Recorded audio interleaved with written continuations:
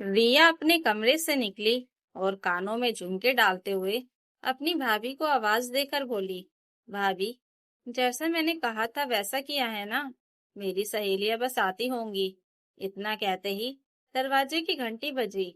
रिया ने जाकर दरवाजा खोला तो उसकी दो सहेलियां काजल और निधि अंदर आई। अरे, तू तो ऐसे तैयार हो रही है जैसे तुझे देखने के लिए लड़का आने वाला है। तो दूसरी सहेली ने कहा, अरे फिक्र क्यों करती है, वो दिन भी जल्दी आएगा। आखिर रिया दिन रात भगवान से दुआ जो करती है। इतना सुनकर रिया ने हल्के से अपनी सहेली के कंधे पर हाथ मारा और दोनों सहेलियां हंसने लगी और फिर बोली, आओ ना, यहाँ बैठो। रिया ने कहा, आज भाभी के हाथ की मसूर घर वाली चाय पिलवाती हूँ। इतना कहकर उसने अपनी भाभी पूजा को आवाज लगाना शुरू कर दिया। तभी पूजा सबके लिए पानी लेकर आई तो रिया ने कान में कहा, सब कुछ तैयार है ना? पूजा ने मुस्कुरा कर कहा, हाँ, और पानी देकर वापस चली गई। कुछ देर बाद पूजा चाय के साथ गर्मा गर्म पकोड़े लेकर आई तो रिया की सहेली काजल ने कप उठाते हुए चुपके से कहा, रिया, तेरी भाभी तो पूरी गृहस्थी ब्रांड लगती है, एकदम घरेलू टाइप। रिया हंसी रोक न सकी और बोली, हाँ भाई, इनको और आता ही क्या है। ये सुनकर पूजा ने उसको तिरछी नजर से देखा तो कमरे में हंसी थम गई। लेकिन तेरे लिए, निधि ने बात संभालने की कोशिश की, मेरी भाभी, आप तो बुरा मान गई, हम तो बस मजाक कर रहे हैं। पूजा ने उसकी आंखों में देखा, मजाक तब तक अच्छा लगता है जब तक वो दायरे में हो और बात निजी ना हो। रिया ने झुंझलाकर कहा, भाभी, आप तो हर छोटी बात में कानून निकाल देती हैं, थोड़ा हल्का रहो, हम तो बस फ्रेंड जोक्स कर रहे हैं। पूजा ने धीमे स्वर में कहा, जोक करने वाला खुद हंसे तो दूसरे का अपमान होता है, सामने वाले का हंसना भी जरूरी होता है उसमें। पूजा की आवाज अब धीमी पर धारदार हो गई थी, लेकिन पूजा इतने में चुप नहीं हुई और दोबारा बोली, और तुम भी संवेदनशीलता को ओवर ड्रामेटिक समझते हो। रिया ने कुछ सुनाकर कहा, भाभी, आपको हर बात पर जवाब देना जरूरी लगता है क्या? पूजा ने कप नीचे रखा और उसकी ओर देखा। रिया, जब लोग तुम्हारे सामने तुम्हारे रिश्ते पर ताना कसेंगे तब समझोगी क्या जरूरी है। पूजा की आवाज का तीखापन हवा में घुल गया। कमरे में सन्नाटा छा गया। दोनों सहेलियां एक दूसरे का चेहरा देख रही थी। तभी काजल ने धीरे से कहा, चलो, देर हो रही है। दोनों सहेलियां उठकर निकल गईं। रिया रोकने लगी मगर दोनों चली गईं। अब रिया का गुस्सा सातवें आसमान पर चढ़ गया। उसने पूजा से कहा, ये सब तुम्हारी वजह से हुआ है। तो पूजा ने भी गुस्से में कहा, मैंने बहुत बर्दाश्त कर लिया, मगर अब से अगली बार मेरा मजाक उड़ाने से पहले सोच लेना कि सामने भाभी है। यह सुनकर रिया भड़क गई, लेकिन रिया के लिए गुस्सा वही का वही था। रिया की सहेलियों के सामने पहले भी पूजा का मजाक उड़ाया जा चुका था, इसलिए आज उनकी हिम्मत बढ़ गई थी। लेकिन आज पूजा ने भी पहली बार आवाज उठाई तो आज खुद पर गर्व हो रहा था। घर में अब सन्नाटा था, लेकिन उस सन्नाटे में एक चुभन थी और रिया के चेहरे पर झुंझलाहट साफ नजर आ रही थी। पूजा उठकर रसोई की ओर बढ़ गई तो रिया की आवाज पीछे से गूंजी, भाभी, आपको बहुत मजा आता है ना मुझे नीचा दिखाने में? पूजा पलटी और गहरी नजरों से रिया को देखते हुए बोली, रिया, मैंने सिर्फ अपनी बात रखी थी, किसी को नीचा नहीं दिखाया। तो रिया लगभग चीख पड़ी, अच्छा, मेरी सहेलियों के सामने आपने जो तमाशा किया वो क्या था? उन्हें जवाब देना जरूरी था क्या? अब वो सब मुझसे कहेंगी कि तेरी भाभी तो बहुत अकड़ू है। पूजा ने जोरदार आवाज में कहा, रिया, अगर तुम्हें सच सच बोलना अकड़ लगती है तो शायद तुम्हें आदर की परिभाषा ही बदलनी होगी। रिया ने तुड़क कर कहा, आपसे कोई आदर सीखने की जरूरत नहीं है मुझे। रिया ने तड़क कर कहा, आपको तो बस सबके सामने खुद को सही साबित करना होता है, कभी ननद को, कभी सासू माँ को, कभी मोहल्ले को। ये सुनकर पूजा का चेहरा सख्त हो गया। रिया, अगर मैं सबके सामने कुछ कहती हूँ तो वो जवाब होता है, तुम्हारी तरह कोई बदले की आग नहीं। रिया ने हाथ हवा में घुमाकर कहा, बस बस, बहुत हो गया यह संस्कारों वाला भाषण। आपको लगता है कि घर की इज्जत से आपसे जुड़ी है, बाकी लोग तो जैसे मजाक में रहते हैं। उसी वक्त बैठक में कदमों की आहट गूंजी तो देखा कि सासू माँ सावित्री देवी मंदिर से आ गई थी। उनकी आंखों में नाराजगी थी। क्या हो रहा है यहाँ? तुम दोनों की आवाज बाहर तक आ रही है। अपनी माँ को देखते ही तो रिया ने रोना शुरू कर दिया और झट से कहा, माँ, आज तो भाभी ने हद कर दी, मेरी सहेलियों के सामने मुझे बेइज्जत कर दिया। वो गुस्से में उठकर चली गई। पूजा ने तुरंत कहा, माँ, मैंने बस इतना कहा था कि मजाक की भी एक मर्यादा होती है। मगर सावित्री देवी ने बात काट दी। मर्यादा? यह सब तो तुम हर बार अपनी सफाई में बोलती हो। कभी सोचो यह रिया का घर है, उसकी सहेलियां आई थी तो क्या जरूरत थी? क्या हर बात का जवाब देना जरूरी है? सहेलियों में मजाक तो चलता ही रहता है।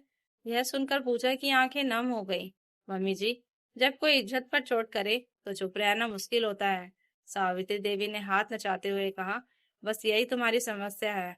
हर बात को इज्जत का मुद्दा बना देती हो। कौन सी इज्जत चली गई तुम्हारी? अच्छी भली तो खड़ी हो। बहू, अपनी अकड़ कम करो। घर में शांति झुकने से भी रहती है, बस बहस से नहीं।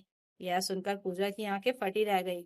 रिया ने माँ से कहा, देखो माँ, मैंने कहा था ना भाभी हमेशा खुद को मासूम दिखाती हैं और सबको गलत। सावित्री देवी ने गुस्से में कहा, बहू, मैं नहीं चाहती कि कल से फिर कोई शिकायत आए।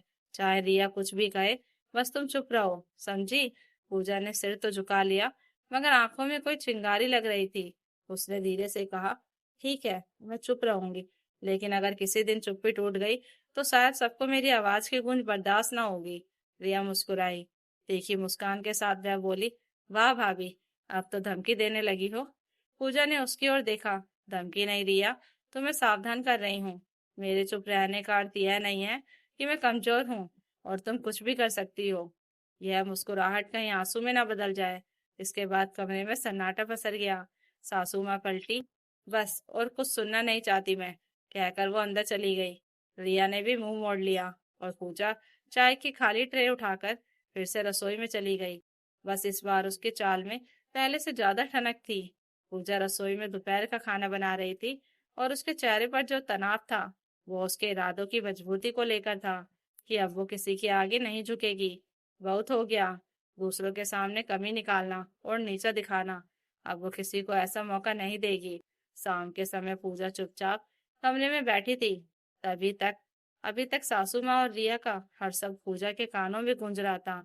अमित ऑफिस से लौटा तो थका हुआ लग रहा था। अपनी शर्ट का एक बटन खोलते हुए सोफे पर बैठ गया। तभी रिया तुरंत पास आकर बनावटी उदासी में बोली, भैया, आप सही समय पर आ गए। आज आपकी पत्नी ने क्या तमाशा कर दिया? अमित ने चौंक कर पूछा। क्या हुआ? रिया ने लंबी सांस लेकर कहा, आज मेरी सहेलियां आई थी, बस थोड़ा मजाक कर रही थी, लेकिन भाभी ने सबके सामने मुझे बदतमीज कह दिया और मम्मी को भी जवाब दे दिया। तभी पूजा कमरे से बाहर आई, मगर चुप रही, क्योंकि वह जानती थी कि इस वक्त सफाई देना बेकार है। अमित ने गुस्से में कहा, पूजा, हर बार तुम्हारी ही शिकायतें क्यों होती हैं? कभी मम्मी से, कभी रिया से। पूजा ने शांत स्वर में कहा, मैं किसी से ऊंचा नहीं बनना चाहती, लेकिन अगर कोई मुझे नीचा दिखाए तो। अमित ने बात काट दी, बस मैं रोज का ये ड्रामा नहीं सुन सकता। रिया मेरी बहन है और मम्मी भी कहती हैं कि तुम माहौल बिगाड़ती हो। रिया बोली, देखो भैया, भाभी को किसी की परवाह ही नहीं, इन्हें बस अपनी इज्जत की चिंता रहती है। अमित ने कहा, रिया सही कह रही है, ससुराल में थोड़ा मजाक चलता है, बर्दाश्त करना सीखो। पूजा ने धीमे से कहा, क्या पति होने के नाते आपका काम सिर्फ सुनना है, समझना नहीं? अमित चुप रह गया। पूजा की आंखों में आंसू थे, पर आवाज शांत थी। मैं दिन रात इस घर की देखभाल करती हूँ, फिर भी हर बार दोषी मैं ही ठहरती हूँ। तभी सावित्री देवी आ गई और बोली, बहू, अब बात मत बढ़ाओ। अमित, अपनी पत्नी को समझा दो, बहू का काम घर जोड़ना होता है। पूजा ने धीरे से कहा, मैं घर जोड़ती ही आ रही हूँ मम्मी जी, पर रिश्ते इज्जत से जुड़ते हैं, झुकने से नहीं। रिया हंसते हुए बोली, वाह भाभी, अब शायरी भी शुरू हो गई। अमित झुंझला गया। रिया, चुप रहो। मगर माहौल भारी हो चुका था। उस दिन के बाद पूजा चुप रहने लगी। कुछ दिनों बाद रिया के लिए रिश्ता आया तो सावित्री देवी ने सारी तैयारियां की, जिम्मेदारी पूजा को दे दी। जिस दिन लड़के वाले आने वाले थे, पूजा सुबह से काम में लगी थी, कभी मिठाई, कभी सजावट, जबकि रिया सोफे पर बैठकर आदेश दे रही थी, भाभी, मिठाई ठीक से सजाइए, चाय के नए कप ले आइए। पूजा बिना कुछ बोले काम करती रही। दोपहर में लड़के वाले आए। रिया सजी धजी सबका स्वागत कर रही थी और सावित्री देवी गर्व से मुस्कुरा रही थी। पूजा रसोई में चाय पकौड़े लेकर आई। लड़के की माँ ने कहा, संदन जी, आपकी बहू बहुत मेहनती लगती है। सावित्री देवी बोली, सेवा तो करती है, बस कभी कभी जुबान ज्यादा चलाती है। तभी रिया हंसते हुए बोली, आंटी, हमारी भाभी को सब आता है, बस चुप रहना नहीं। इस बार पूजा मुस्कुराई नहीं। उसने शांत पर ठंडी आवाज में कहा, रिया, जब बार बार बेइज्जती हो तो बोलना जरूरी हो जाता है। रिया झेप गई और बोली, देखिए भाभी, फिर शुरू हो गई। पूजा ने कहा, सभ्यता कपड़ों से नहीं व्यवहार से दिखती है। सावित्री देवी गुस्से में बोली, बहू, मेहमानों के सामने ननद से ऐसे बात करती हो। पूजा बोली, मैं सिर्फ जवाब दे रही हूँ, वरना रोज ताने सुनकर पत्थर का दिल भी टूट जाए। अमित यह सब सुनकर बोला, बस बहुत हो गया पूजा, हर बार शिकायत क्यों? पूजा ने तीखे स्वर में कहा, युद्ध मैं नहीं करती अमित, युद्ध तो आपकी माँ और बहन करती है। तुम्हारी बहन मुझे नौकरानी समझती है और तुम बिना सुने फैसला सुना देते हो। सावित्री देवी गुस्से से कांप उठी, बहू, अपनी हद में रहो। पूजा खड़ी हो गई, मैं अपनी हद में ही हूँ, बस अब किसी के पैरों में नहीं झुकूंगी। रिया बोली, ज्यादा मत उड़िए, वरना एक दिन इस घर से जाना पड़ेगा। पूजा ने ठंडे स्वर में कहा, अगर जाना भी पड़ा तो सिर उठाकर जाऊंगी। लोग कहेंगे वो औरत थी जो चुप नहीं रही। यह सुनकर कमरे में सन्नाटा छा गया। तभी लड़के की माँ बोली, आपकी बहू ने सच कहा है, हमें ऐसी लड़की नहीं चाहिए तो दूसरों की इज्जत ना करे। इतना कहकर वे लोग रिश्ता ठुकरा कर चले गए। रिया के होठ सूख गए। उनके जाने के बाद पूजा ने अमित से कहा, मैं लड़ाई नहीं चाहती, लेकिन अगर फिर किसी ने मेरे सामने सम्मान को ठेस पहुंचाई तो मैं सबके सामने सच्चाई बता दूंगी।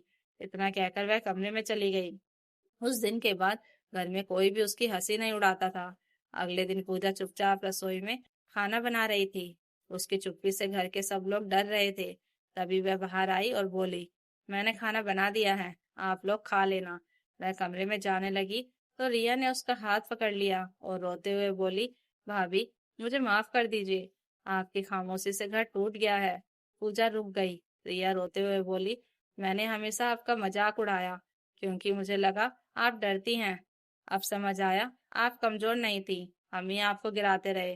पूजा ने शांत स्वर में कहा, रिया, माफी से ज्यादा जरूरी समझ होती है। रिया रोते हुए उसके पैरों की ओर झुकी तो पूजा ने उसे रोक लिया। जो दिल से झुकता है वह पैर नहीं छूता, रिश्ते जोड़ता है। तभी सावित्री देवी भी आ गई। उनकी आंखों में आंसू थे। उन्होंने कहा, बहू, मैंने तेरे साथ बहुत अन्याय किया, तेरी चुप्पी को जिद समझती रही, पर आज समझ आया कि तू ही इस घर को संभाल रही थी। पूजा बोली, मम्मी जी, मैं बस इतना चाहती हूँ कि जैसे मैं आपकी इज्जत करती हूँ वैसे आप भी मेरी करें। सावित्री देवी ने उसका चेहरा पकड़कर कहा, बहू, तूने हमें बहुत बड़ा सबक सिखाया है, माफ कर दे। पूजा की आंखें भर आई। तभी अमित आगे आया और बोला, पूजा, शायद सबसे बड़ा गुनहगार मैं हूँ। मैंने कभी तुम्हारी बात समझने की कोशिश नहीं की, पर आज समझ आया कि तुम ही इस घर को जोड़े हुए थी। पूजा ने कहा, अमित, बस इतना वादा करो कि आगे से फैसला करने से पहले मेरी बात भी सुनोगे। अमित ने तुरंत कहा, मैं वादा करता हूँ, अब अब कोई तुम्हारा अपमान नहीं करेगा। इतना कहकर उसने पूजा का हाथ पकड़ लिया और पूजा की आंखों से आंसू बहते हुए वह अमित के गले लग गई। तो दोस्तों, अगर आपको यह कहानी अच्छी लगी हो तो कमेंट करके जरूर बताइएगा और नई कहानियों के लिए चैनल को सब्सक्राइब जरूर कर लीजिएगा। Thank you for watching.